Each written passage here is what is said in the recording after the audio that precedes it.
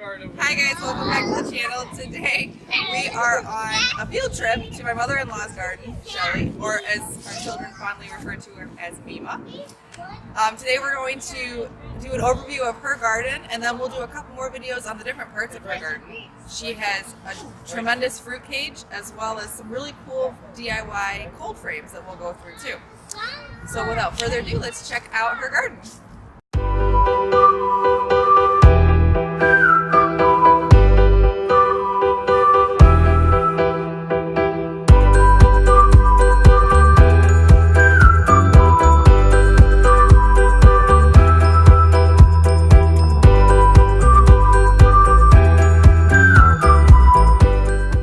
Let's take a look at her garden and tell me, how did you get started with this type of garden? Well, my son, your husband, came with the tractor and cleared out the grass because this was a floodplain area and we needed to build the grade up extremely high. So when he cleared out the grass, we put it in a big pile, let it compost. It was in the summer, so it did it really fast. And then we brought it back in, and then I continued to build up, which I'll show you in a bit. And it's in the back to Eden garden style of gardening. But the fence itself is to keep out the rabbits, and we came out a foot on the ground, which you can see when we go on the other side there, so they don't burrow under. Yeah, let's take a look at that fence now, because that's really key for this. Okay, so this is the fence right here that we extended out about a foot so the rabbits don't burrow under and get inside. You can see these little bags over here.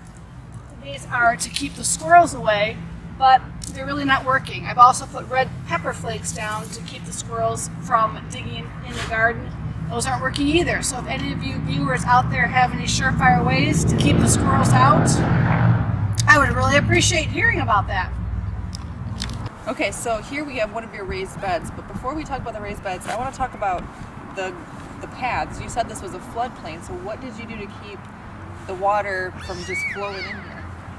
I found sand when I started digging to get more soil for the raised beds. So I put the sand in the paths and it drains beautifully. Yeah. So that's what I use for that. And then for the beds, you can kind of see what's going on here. This is the back to Eden garden style of layering. There's a layer of soil, there's a layer of leaves, there is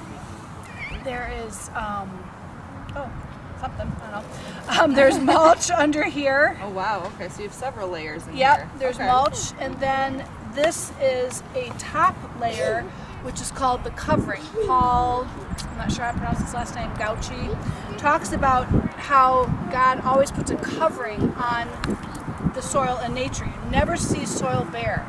And you can tell this is all dry, and Well, that's what I was going to say. Yeah, look at when we dug down here. This is very wet. right, and moist. even here you can see the difference from the covering. Yeah, so hopefully this will be, in a couple of years, a perfect self-sustaining garden. Not perfect, that would be Garden of Eden, but something where I don't have to constantly water and fertilize, and it will just keep itself going. And every time it rains, this will create like a compost tea that sucks into the ground, and will water these little plants that came from an overwintering in my cold frame. So it's all about layering like nature does, and it doesn't require a whole lot of work. No till, and it just does it itself. That sounds great. So next up on the garden tour, I had to show off this pea trellis that she made. I think this is really cool, but I do have a couple questions. Did you have to use power tools on this? Only to drill some holes. Okay. I drilled a hole on the top here to put a 20D nail in there. There's a hole right there. So I just made like a crossbar and sunk it into the ground. Over here is for stabilizing. It is kind of long. What size are these again? These are 6-inch holes to grab easily. So I'll use it for cucumbers, I'll use it for peas, anything I want to climb. Okay, so you could also maybe use a cattle panel style if you wanted to go a little bit more sturdy, but this is perfect. Yeah. And you just tied these up with regular string. I did. Yeah, just regular string. So when it pulls down, it just hard. And these are just regular 2x2 pine. All it is. Cheap. Cheap? That's what we like around here.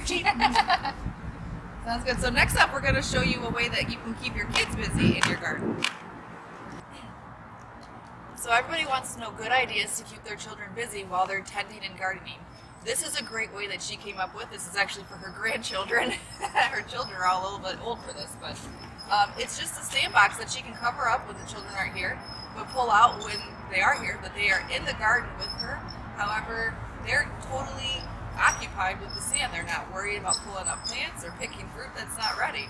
So this is a great way that she came up with to keep the children busy and active while they're here. Make sure you cover it. Cat poop. Don't want that there. Okay, so one of the concerns that you had with building such a large garden was watering the garden. So tell us how you kind of solved that problem. Well, this garden is far away from a water source, probably about 150 feet. So what I did is I hooked up a hose to the house water source, brought it around, buried it under the ground, and then put this hose stand here so the water can come from the house to here. And I'm also going to put an irrigation system in just until my Back to Eden garden gets going with the soil moisture, and put 1/2-inch mainline tubing and have little 1/4-inch drip lines coming off of that to do the tomato beds. I'll be able to do the other beds myself. I bought 2 60-gallon watering barrels, drums, and I want to collect rainwater. And there's another area that I've got a water source from some digging, which we can go to after. Sure. But right now, this is going to be where it comes from for the drip line and watering the beds and the barrels. Sure. So the tomato issue is great because you want to water tomatoes from the ground up too, so that's key for that. Right. You don't want the water splashing on the leaves. You want to keep it at the soil line, and you want to have it low and slow and constant. Okay. So the overhead watering is really not the best way to do. So this is perfect until the Back to Eden. And you just got this all at a big box store? Did you find it online? Yep, Home Depot. I got a timer. I got the 1/4-inch drip line. It even has emitters every 6 inches, so I don't have to put the emitters in. All of that for like $65. So the time it's saving me is you worth gotta weigh that. the money. Well, that was perfect. Yep. Thank you so much for showing us your soon-to-be Back to Eden garden. I really appreciate it, looking at everything. And we'll come back again in the summertime when everything's blooming and it's nice and lush green. So we'll take a look at that again. But in the next video, we're going to take a look at her cold frames. So stay tuned for that video coming up soon. And as always, please like and subscribe. Thanks again to Shelly for showing us your garden. Have a great day, guys. Bye.